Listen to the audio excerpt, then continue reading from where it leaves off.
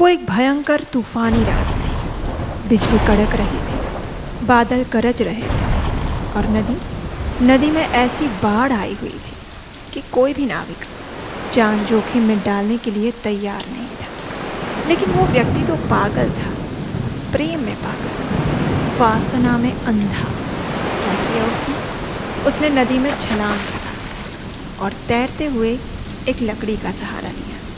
लेकिन जानते हैं, वो लकड़ी नहीं थी, वो एक सड़ी हुई लाश थी। उस पार पहुंचकर दीवार पर लटकती हुई एक रस्सी को पकड़ा और सीधा ऊपर चढ़ गया।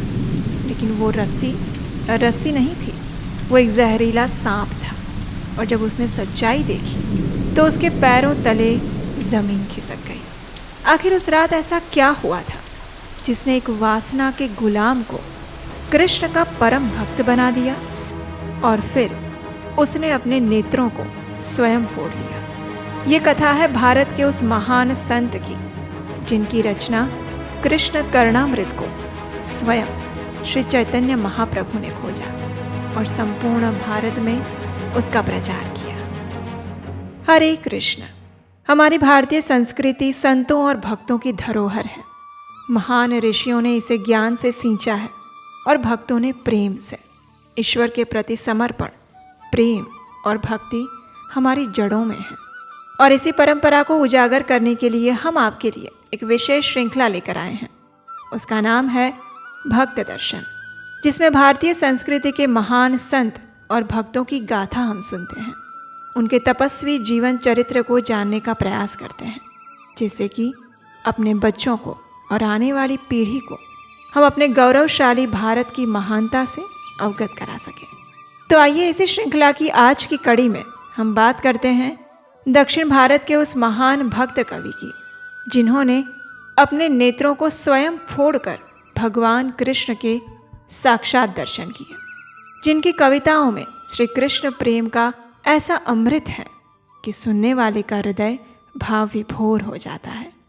आइए जानते हैं श्री बिल्व मंगल ठाकुर जी के जीवन चरित्र को। ये बात है लगभग 13वीं-14वीं शताब्दी की। दक्षिण भारत के द्रविड़ प्रदेश में कृष्णवेणी नदी के तट पर एक समृद्ध और धार्मिक ब्राह्मण परिवार के अंदर एक बालक का जन्म हुआ। कुछ विद्वानों के अनुसार उनका जन्म केरल के पारूर नामक स्थान पर हुआ था। उनके पिता का नाम रामदास था, जो कि विद्वान और धर्मपरायण ब्राह्मण थे। बालक का नाम रखा गया बिल्वमंगल। बचपन से ही बिल्वमंगल अत्यंत तीक्ष्ण कुशाग्र बुद्धि के थे। उनके पिता ने उन्हें वेद, उपनिषद, पुराण और अनेक शास्त्रों की शिक्षा दी। वे संस्कृत में भी पारंगत हो गए और एक विद्वान ब्राह्मण के रूप में जाने लगे। लेकिन विधि का विधान तो जरा देखिए। अभी बिल्वमंगल युवावस्था में ही थे कि उनके माता पिता का देहांत हो गया। अब वे अनाथ थे, लेकिन उनके पास अपने पिता द्वारा छोड़ी गई अपार संपत्ति थी। और कहते हैं ना कि अगर मनुष्य के पास धन हो और विवेक ना हो तो वो धन उसके पतन का कारण बन जाता है। बिल्वमंगल के साथ भी कुछ ऐसा ही हुआ। धन की अधिक मात्रा और युवावस्था की उत्तेजना, इन दोनों ने उन्हें भटका दिया। वे अपनी पत्नी, अपने परिवार और अपने ब्राह्मणत्व को भूल गए। और एक दिन उनकी दृष्टि पड़ी कृष्णवेणी नदी के उस पार रहने वाली एक अत्यंत सुंदर स्त्री, जिसका नाम था चिंतामणि। चिंतामणि एक वेश्या थी, लेकिन वो कोई साधारण वेश्या नहीं थी। वो अत्यंत सुंदर थी। उसका गायन मधुर था और विशेष बात यह थी कि वो भगवान कृष्ण की भक्त थी। वो प्रायः कृष्ण भजन गाया करती थी।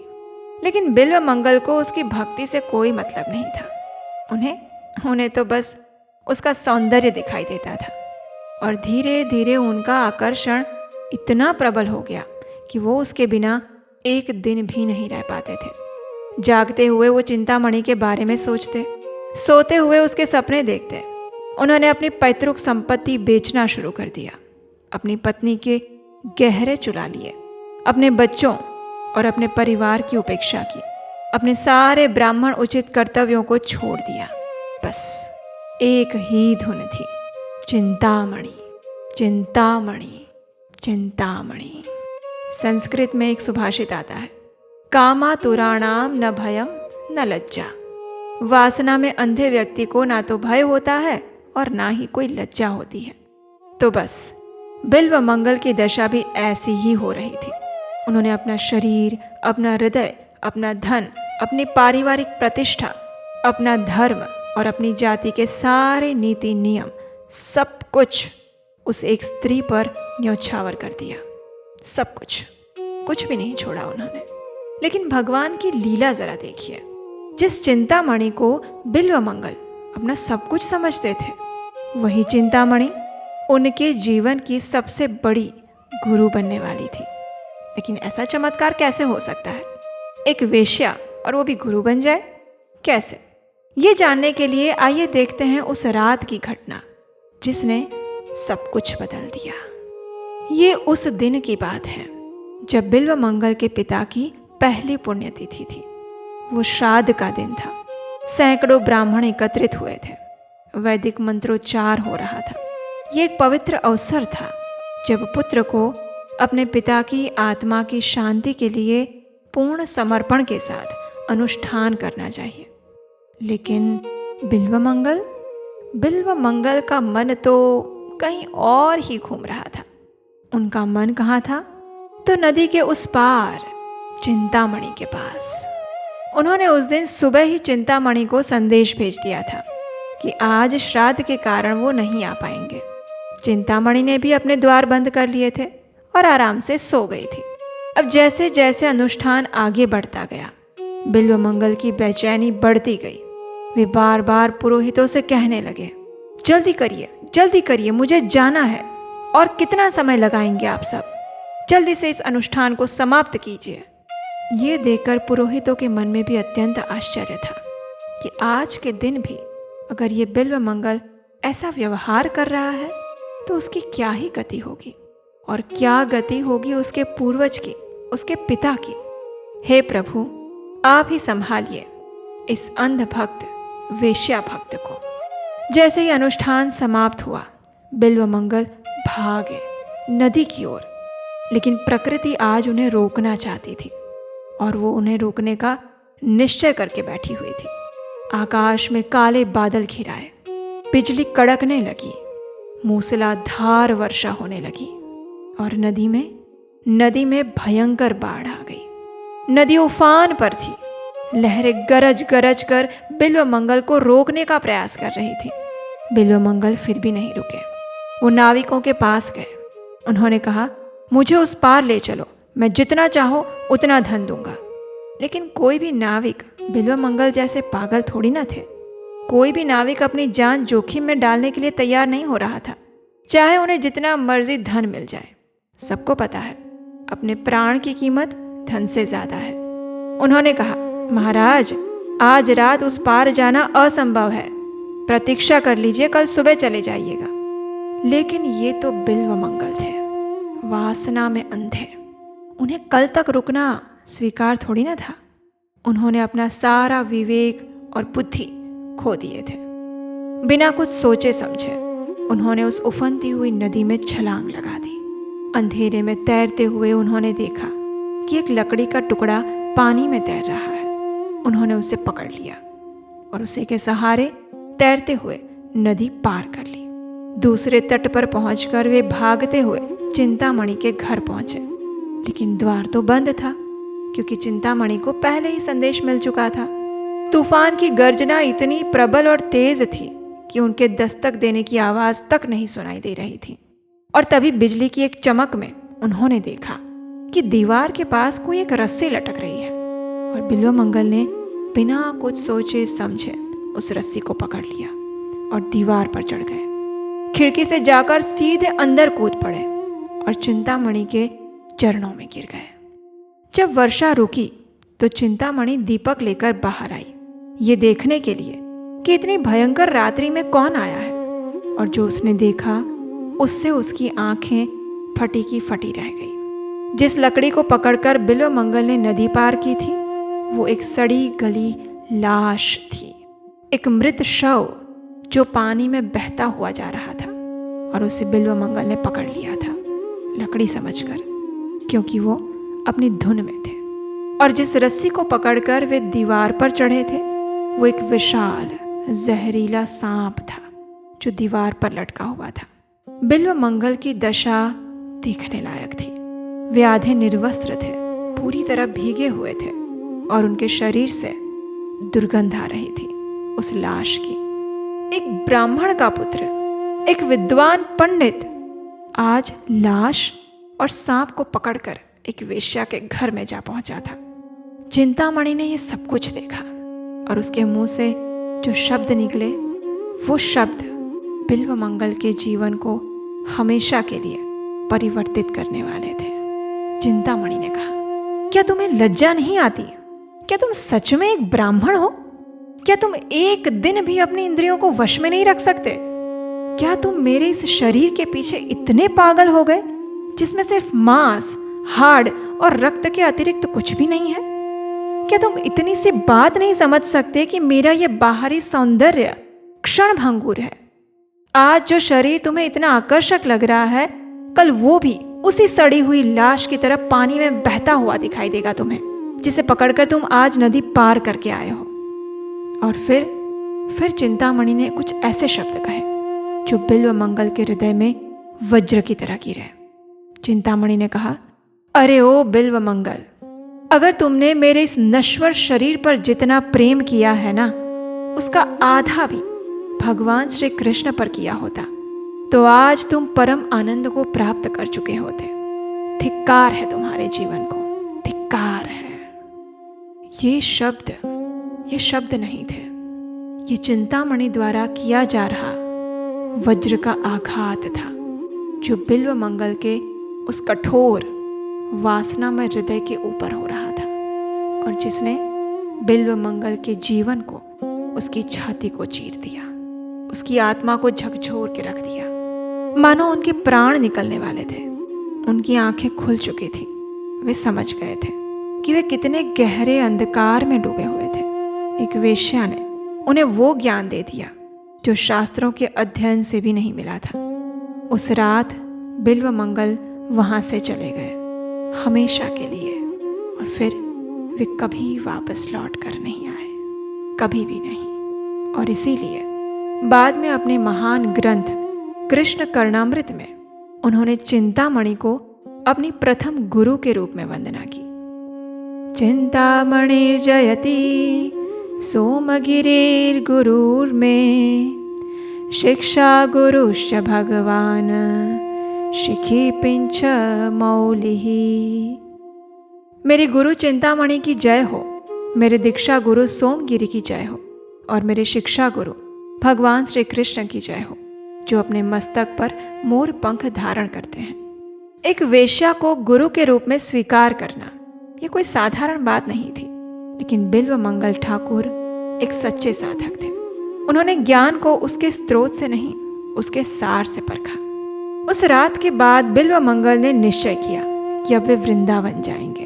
भगवान श्री कृष्ण की लीला भूमि में उन्होंने सब कुछ छोड़ दिया, अपना घर, अपनी संपत्ति, परिवार, सब कुछ पीछे छोड़ दिया और निकल पड़े उस पवित्र धाम की ओर जहाँ श्री कृष्ण ने अपनी दिव्य लीलाएं की थी। लेकिन अभी उनकी परीक्षा समाप्त कहाँ हुई थी। रास्ते में वे एक धनी व्यापारी के घर में ठहरे। उस व्यापारी की पत्नी अत्यंत सुंदर थी और बिल्व मंगल वे फिर एक बार उसके सौंदर्य में फंस गए। उनकी आंखें उस स्त्री का पीछा करने लगी। वे स्वयं को रोक नहीं पा रहे थे।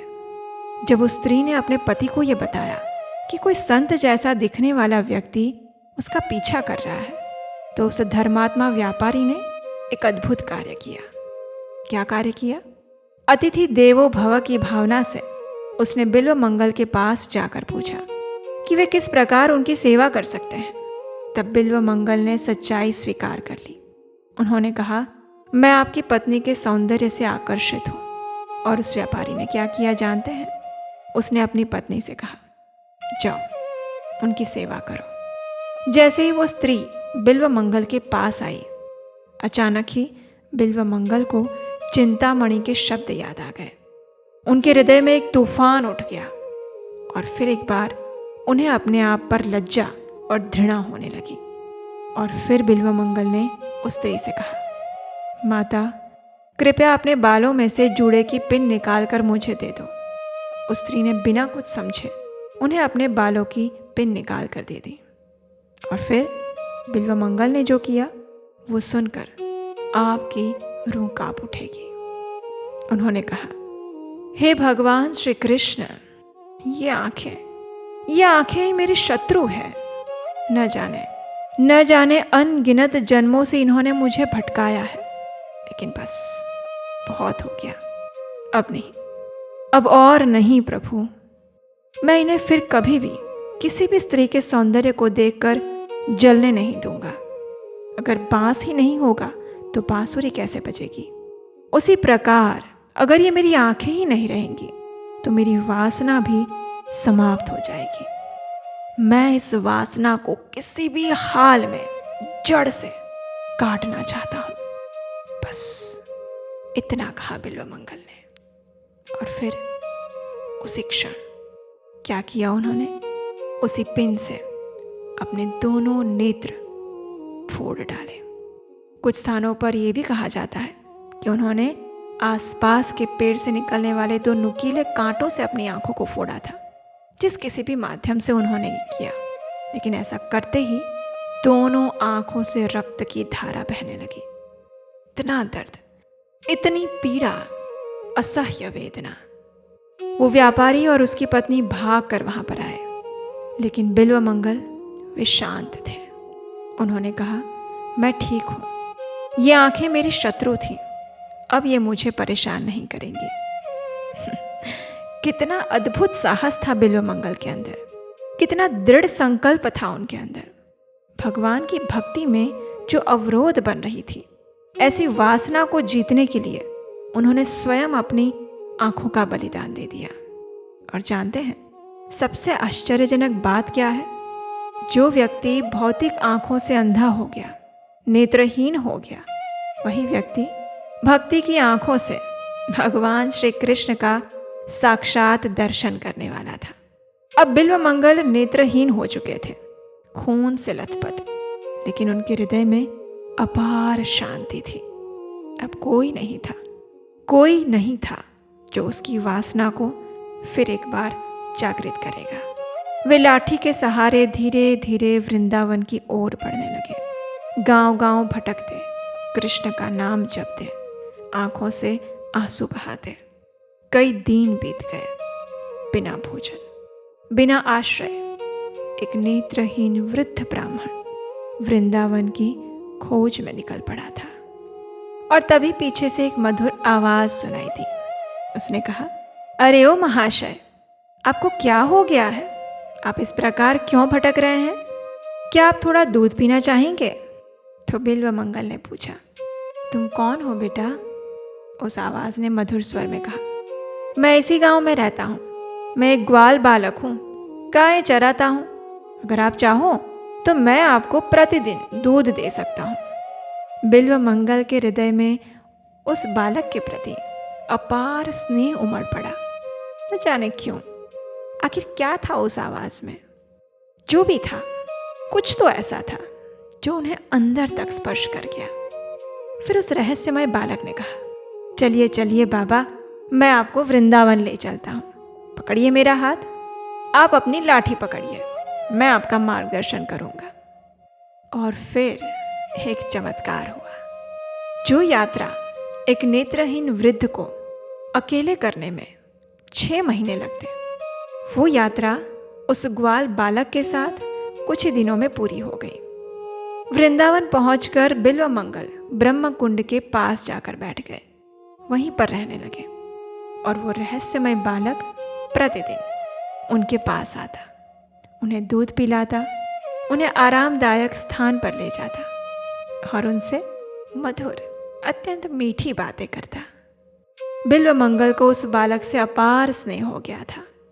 और फिर एक दिन वो क्षण आया जिसने सब कुछ स्पष्ट कर दिया। उस दिन वो ग्वाल बालक ने अपनी बांसुरी बजाई। वो स्वर, वो मधुर, मनमोहक, हृदय को भेद देने वाला स्वर, बिल्वमंगल ठाकुर तो समाधि में चले गए। ऐसा लग रहा था मानो उनके रोम रोम में आनंद की लहर दौड़ पड़ी थी। और अचानक से उन्हें एहसास हुआ क्या एहसास? कि वो जिसे साधारण बालक समझ रहे थे वो कोई साधारण ग्वाल बाल नहीं था। वो तो थे स्वयं श्याम सुंदर भगवान श्री कृष्ण स्वयं। और उन्होंने झूठ थोड़ी ना बोला था, यही तो कहा था कि मैं एक ग्वाल बाल हूं। बिल्वमंगल ने बेचैनी से अपने हाथ बढ़ाए कृष्ण को स्पर्श करने के लिए। नटखट गोपाल ने भी उनके हाथ को छुआ, प्रेम से हंसे और फिर हमेशा की तरह जैसे वे सबके साथ करते हैं वहां से भाग गए। बिल्वमंगल पुकार उठे और उनके मुख से जो श्लोक निकला था वो आज भी भक्तों के हृदय में गूंजता है। हस्तमाक्षेप्य यतोस्मि बलात् कृष्ण किमद्भुतं हृदयाद् यदि निर्यासि पौरुषं गणयामि ते। अरे ओ कृष्ण, मेरा हाथ छुड़ाकर तुम भाग गए, इसमें क्या आश्चर्य है? मैं तो तुम्हें बलवान तभी मानूंगा जब तुम मेरे हृदय से भाग सकोगे। कितना गहरा प्रेम। बिल्वमंगल कह रहे थे कि हे कृष्ण, तुम चाहे मेरी भौतिक पकड़ से भले ही छूट जाओ, लेकिन मेरे हृदय से तुम कभी नहीं जा सकते, कभी भी नहीं। और सच में कृष्ण उनके हृदय में सदा सदा के लिए बस चुके थे। आखिर भक्तों के हृदय से भगवान कैसे भाग सकते हैं, है ना? तभी तो भक्त उन्हें अपने हृदय में बंदी बनाकर रख लेते हैं। कृष्ण जितने मर्जी नटखट हो, इधर उधर भाग दौड़ करते रहते हो, लेकिन भक्तों के हृदय से वो कभी नहीं भाग सकते। और कितना सत्य कहा था बिल्वमंगल ने। अब बिल्वमंगल ठाकुर वृंदावन में स्थायी रूप से रहने लगे थे। उनके गुरु सोमगिरी ने उन्हें दीक्षा प्रदान की और उन्हें एक विशेष नाम दिया, लीला शुक। लीला शुक का अर्थ है भगवान की लीलाओं का तोता। जैसे तोता आम को काटता है तो आम और मीठा हो जाता है, उसी प्रकार बिल्वमंगल ठाकुर ने अपने श्लोकों से भगवान श्री कृष्ण की लीलाओं को और भी मधुर बना दिया था। ये नाम उन्हें श्रीमद् भागवतम के वक्ता शुकदेव गोस्वामी के आध्यात्मिक उत्तराधिकारी के रूप में सम्मानित करता है। और फिर उन्होंने वो अमर ग्रंथ की रचना की जिसका नाम है श्री कृष्ण करणामृत, अर्थात कृष्ण के कानों के लिए अमृत, या फिर कृष्ण के बारे में सुनने का अमृत। इस ग्रंथ के अंदर लगभग 300 से अधिक श्लोक हैं जो भगवान कृष्ण के बाल्य और किशोर स्वरूप का अत्यंत मधुर वर्णन करते हैं। हर श्लोक अपने आप में एक पूर्ण भक्ति ध्यान है। उनका सबसे प्रसिद्ध श्लोक देखिए जो कृष्ण की माधुर्य का वर्णन करता है। मधुरम मधुरम वपुरस्य विभोः मधुरम मधुरम वदनम मधुरम मधुगन्धे मृदुस्मितमेतदहो मधुरम मधुरम मधुरम मधुरम। हे मेरे प्रभु, आपका दिव्य शरीर अत्यंत मधुर है और आपका मुखारविंद आपके शरीर से भी अधिक मधुर है। आपके मुख पर वो कोमल मुस्कान जो मधु की सुगंध के समान है, वो तो और भी मधुर है। मधुर है, मधुर मधुर मधुर, अत्यंत मधुर। जो व्यक्ति भौतिक आंखों से नेत्रहीन हो चुका था वो कृष्ण के सौंदर्य का ऐसा वर्णन कर रहा था जो नेत्रों के साथ भी नहीं किया जा सकता था। और फिर अब समय आता है उस ग्रंथ की खोज करने का।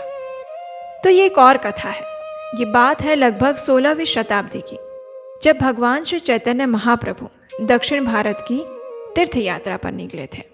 कृष्णवेणी नदी के तट पर एक मंदिर में उन्होंने एक पुरानी पांडुलिपि देखी। जब उन्होंने उसे पढ़ा तो वे भाव विभोर हो गए, और वो थी बिल्वमंगल ठाकुर की कृष्ण करणामृत। महाप्रभु ने तुरंत ही 12 लिपिकारों को बुलाया और रात भर में इस ग्रंथ की प्रतिलिपि बनवाई, लेकिन वे केवल प्रथम अध्याय ही पूरा कर पाए। बाद में उन्होंने अपने शिष्यों को भेजकर पूर्ण ग्रंथ मंगवाया और उसे पूरी ले आए। चैतन्य चरितामृत में कहा गया है, प्रभु ने कहा, तुम्हारे लिए मैं दक्षिण भारत से 2 ग्रंथ लाया हूँ। धीरे धीरे ये दोनों ग्रंथ पूरे भारत में प्रसारित हो गए। महाप्रभु अपने जीवन के अंतिम वर्षों में पुरी में इस ग्रंथ के श्लोकों का निरंतर पाठ किया करते थे और विशेषकर विरह भाव में वे इस श्लोक को बार बार उच्चारित करते थे, उसे गाते थे। हे देव हे दैत हे भुवनैक बंधो, हे कृष्ण हे चपला हे करुणैक सिंधो, हे नाथ हे रमणा हे नयनाभिराम, हा हा कदानुभविता सी पदम दृशोर्मे। अर्थात, हे मेरे प्रभु, हे मेरे प्रियतम, हे संपूर्ण ब्रह्मांड के एकमात्र बंधु, हे कृष्ण, हे चंचल, हे करुणा के एकमात्र सागर, हे मेरे स्वामी, हे मेरे प्रिय, हे मेरी आंखों को आनंद देने वाले, हाय हाय, आप मेरी आंखों के सामने कब प्रकट होंगे प्रभु, कब प्रकट होंगे। ये श्लोक सुनकर कौन नहीं भाव विभोर हो सकता। एक नेत्रहीन भक्त की पुकार, जो भौतिक आंखों से तो देख नहीं सकता, लेकिन भक्ति की आंखों से कृष्ण दर्शन की आकांक्षा में व्याकुल होते रहते हैं। बिल्व मंगल ठाकुर की ये कथा हमें एक गहरा आध्यात्मिक सत्य सिखाती है। भक्ति परंपरा का मानना है कि काम वासना और प्रेम एक ही ऊर्जा के 2 रूप हैं। जो तीव्रता बिल्व मंगल को लाश और सांप पकड़कर नदी पार करने के लिए प्रेरित कर रही थी, वही तीव्रता जब भगवान कृष्ण की ओर मुड़ी तो उसने उन्हें परम भक्त बना दिया। बिल्व मंगल ठाकुर की समाधि आज भी वृंदावन के गोपीनाथ बाजार में स्थित है, श्री गोपीनाथ मंदिर के पास। वहाँ श्री राधा माधव के सुंदर और दिव्य विग्रह विराजमान है। ब्रह्म कुंड के पास वो स्थान है जहाँ उन्होंने साधना की थी। कालिया घाट के पास उनकी भजन कुटीर थी। परंपरा के अनुसार उन्होंने यौगिक शक्ति से 700 वर्षों तक वहाँ निवास किया था। उनकी कथा भक्तमाल, चैतन्य चरितामृत और श्री वल्लभ दिग्विजय जैसे प्रामाणिक ग्रंथों में संरक्षित मिलती हैं।